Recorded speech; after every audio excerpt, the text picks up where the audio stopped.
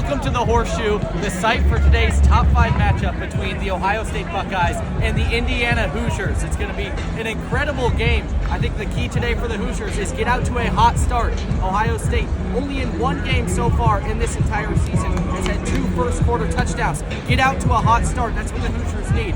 Additionally, Ohio State's starting center, Seth McLaughlin, went down for a season-ending injury this week. The Hoosiers and the D-line, #1 in the nation, have to take advantage of that here in the Horseshoe for today's top 5 matchup. Stay tuned on WIUX Sports for the coverage of today's game with Austin Platt and Zach Browning. I've been Brooks White. Have a great game. 38-15, the final score between the #2 Ohio State Buckeyes and the #5 Indiana Hoosiers. It was utter dominance in the second half for the Ohio State Buckeyes.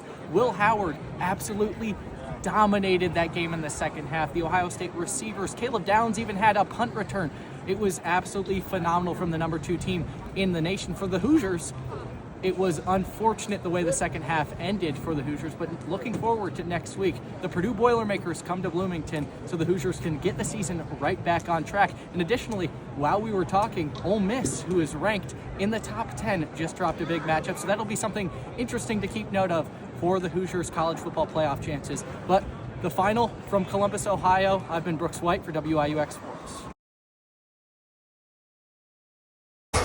Welcome to Assembly Hall, the site for today's matchup here between the Indiana Hoosiers and the Bellarmine Knights. The Bellarmine Knights coming off of 6 wins at 9-2. The Hoosiers at 7-3 and desperately need to win this game.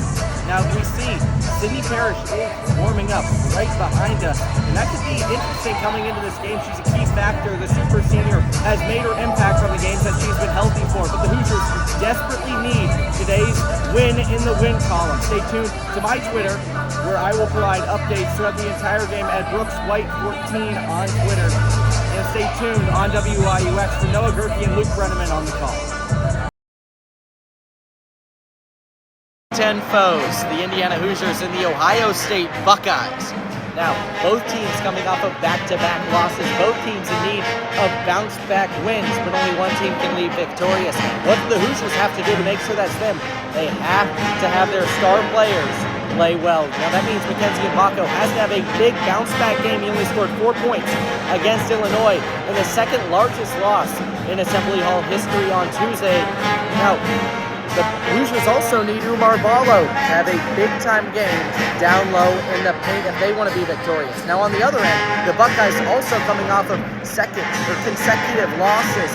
Now, what the Buckeyes need to do to make sure they leave their home floor victorious is they have to have big games from their guards, and that means Bruce Thornton has to be hitting his shots, and Junie Mobley, the freshman, he has to be hitting from deep. Now, we look here in Value City Arena. It's fairly empty. A lot of fans, I can assume, traveling to Atlanta for the Buckeyes' big-time national championship game in football on Monday against the Notre Dame Fighting Irish. But we are here covering for WIUX. I'm Brooks White.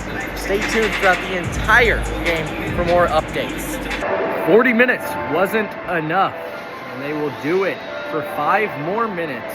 The Ohio State Buckeyes and the Indiana Hoosiers knotted up at 71. What was once a game that Ohio State frankly dominated until about 10 minutes left to go in the second half, where the Hoosiers looked like they were dominating. They couldn't close it out. That last possession there were multiple attempts from the Hoosiers. Luke Goody had an attempt. Umar Ballo had an attempt. It did not fall, and the Buckeyes came up with it. Evan Mahaffey took it down the court, tried to make something happen. Bruce Thornton was working on Umar Ballo on the left wing, but nothing could happen there. Tried to feed the ball to Evan Mahaffey, but to end out regulation, the Buckeyes could not get a shot off. And what is supposed to be a 60% full Value City Arena, with all the fans being in Atlanta for the national championship game, the Buckeyes have some momentum going in to overtime. 5 minutes on the clock. It's been a great game. And the Hoosiers, Luke Goody, 21 points. I mean, the way he's responded, still 5 more minutes left. Both teams looking for that bounce-back win after dropping 2 consecutive games. Should be an exciting overtime period here in Columbus, Ohio. Wow, what a game. The Indiana Hoosiers win 77-76, a 1-point victory in overtime. What a game from Luke Goody and Umar Ballo. I mean, what they were able to do, especially in that second half, won them the game.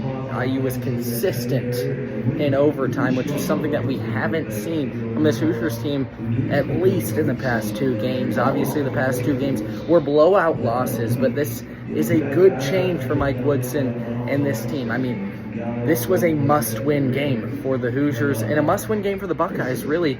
On one end, there's optimism for this team now.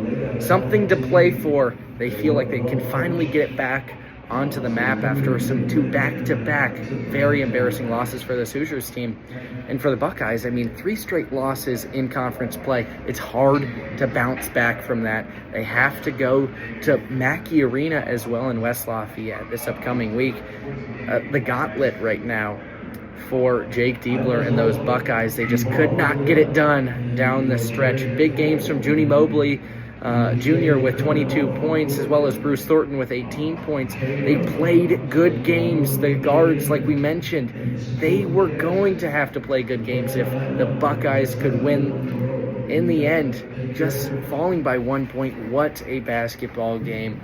A great experience here in Value City Arena in Columbus, Ohio. For the Hoosiers, Luke Goody and Umar Ballo combining for 23 points and 21 points respectively.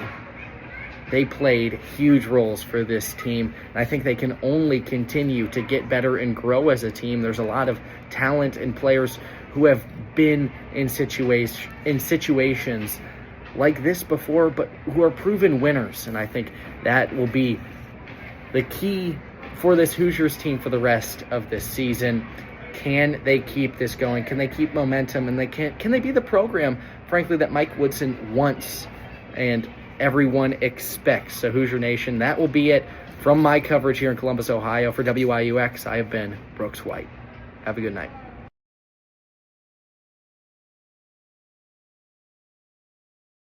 The Indiana Hoosiers drop a close game to the number 4 team in the nation, the USC Trojans, at home, 73-66, in what looked to be a 1-point game, a very, very close game throughout the entire game. The Trojans just proved to be too much there in the 4th quarter. Juju Watkins had an incredible shot to end the 3rd quarter, and that really carried momentum into the 4th quarter for the Trojans. The Hoosiers played a great game. They did almost everything that was asked for them throughout the entire game. They created shots, they moved in transition well, they moved the tempo well, just could not get it done.